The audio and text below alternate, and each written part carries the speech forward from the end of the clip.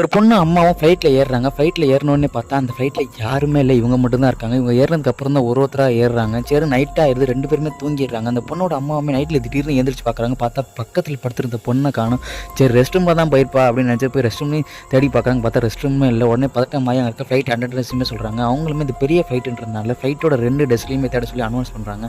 உடனே அங்கே கேப்டனுமே வராரு. இவங்கள்ட்ட அந்த பொண்ணோட பாஸ்போர்ட் மட்டும்தான் இருக்குது, போர்டிங் பாஸ் இல்லை. அதே மாதிரி கேப்டனுமே அங்கே இருக்க டிபார்ச்சர் ரெக்கார்ட்ஸுமே இந்த பொண்ணு ஏறினதுக்கான எந்த ஒரு அடையாளமே இல்லை அப்படின்ற மாதிரி சொல்கிறாரு. உடனே அங்கே இருக்க ஏர் ஹோஸ்டர்ஸுமே இவங்க கூட பொண்ணு வந்தது பார்த்தீங்களா அப்படின்ற மாதிரி சொல்கிறாங்க. அந்த ஏர் ஹோஸ்டருமே இவங்க கூட பொண்ணுலாம் ஏறின மாதிரி எனக்கு ஞாபகமே இல்லை அப்படின்ற மாதிரி சொல்கிறாங்க.